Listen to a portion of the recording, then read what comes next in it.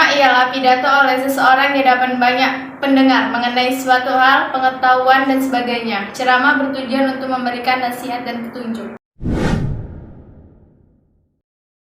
Ciri-ciri teks ceramah. 1. Berisi pengetahuan untuk dijelaskan atau diinformasikan kepada khalayak. 2. Pembicaraan berdiri di depan umum untuk menyampaikan materi, sementara pendengar hanya menyimak. 3. Ada ajakan atau persuasi untuk mengubah sikap atau perilaku terkait materi yang dibacakan. Pengertian khutbah adalah kegiatan berdakwah atau mengajak, menyeru orang lain untuk meningkatkan ketakwaan, keimanan, dan pesan keagamaan lainnya dengan rukun dan syarat tertentu. Pidato adalah pengungkapan pikiran dalam bentuk kata-kata yang ditunjukkan kepada orang banyak untuk menyatakan selamat, menyambut kedatangan tamu, memperingati hari-hari besar tertentu, dan berbagai bentuk kegiatan lainnya. Perbedaan pidato, ceramah, dan khutbah terletak pada isi dan penyampaiannya. Pidato adalah pembicara di depan umum yang cenderung bersifat persuasif, yakni berisi ajakan ataupun dorongan pada khalayak untuk berbuat sesuatu. Ceramah adalah pembicara di depan umum yang berisi penyampaian atau suatu informasi, pengetahuan, dan selainnya. Khutbah adalah pembicara di depan umum yang berisi penyampaian, pengetahuan, keagamaan, dan praktik beribadah dan ajakan-ajakan untuk penguat keimanan. A'udzubillahiminasyaitonir. Assalamualaikum warahmatullahi wabarakatuh. Alhamdulillahirabbil alamin wa bihi nasta'in ala umurid dunya waddin. Asyhadu an la ilaha illallah wahdahu la syarikalah wa asyhadu anna Muhammadan abduhu wa rasuluh alladzi la nabiyya ba'da. Amma ba'du.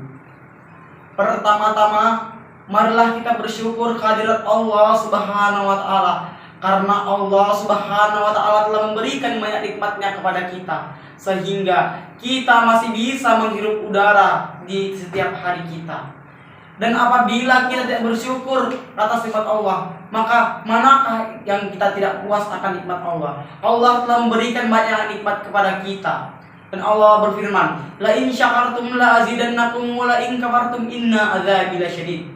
Barang siapa bersyukur atas nikmatku, maka akan aku tambah. Dan barang siapa yang kufur atas nikmatku, ingatlah azabku sangatlah pedih.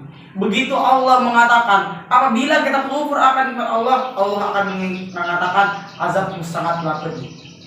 Salawat beriringkan salam, tak lupa kita lantunkan kepada Nabi Muhammad SAW, yang mana Nabi Muhammad SAW telah banyak berkorban kepada kita dari zaman kegelapan hingga zaman terang benderang yang kita rasakan saat ini.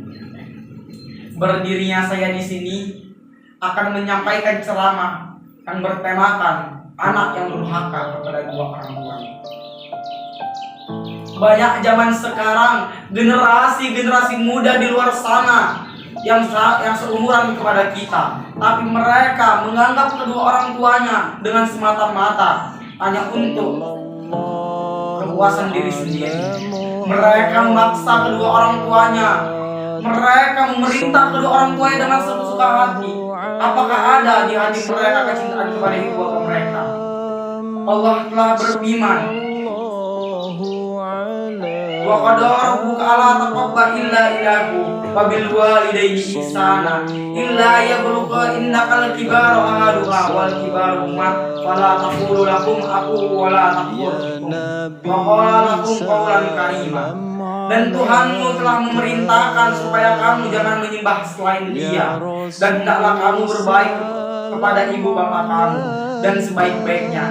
Jika salah satu di antara keduanya atau kedua-duanya sampai berumur lanjut pada pemeliharaanmu, maka janganlah sekali-kali kamu mengatakan kepadanya.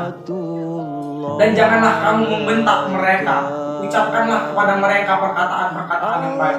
Di dalam ayat tersebut Allah berkata kepada kita, janganlah kita membentak ataupun memerintah ataupun bersemerta-merta memerintah orang tua kita. Kita sebagai anak haruslah bersyukur karena orang tua kita sudah berjuang dari malam hingga pagi kaki jadi kepala, kepala jadi kaki hanya untuk kita, anaknya yang tercinta. Maka adakah kita cinta di dalam hati kita hanya kepada dua orang tua kita? Banyak di luar sana anak-anak yang menyiksa orang tuanya sehingga orang tuanya nangis.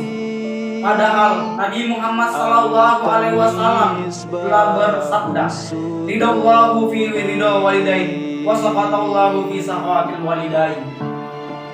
Ridha Allah ada pada ridho kedua orang tua dan kemurkaan Allah terletak pada kedua orang tua. Dah jelas-jelas di dalam hadis tersebut Nabi Muhammad SAW bersabda, kemurkaan Allah itu terletak pada kedua orang tua kita.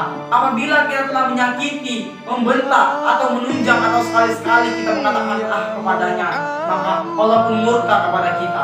Dan apabila walaupun sedikit kecil pun kebaikan kita kepada kedua orang tua kita, maka insya Allah Allah akan memasukkan ke surga kepada kita. Hanya sekian yang bisa saya sampaikan. Mudah-mudahan apa yang telah saya sampaikan berguna kepada kita semua.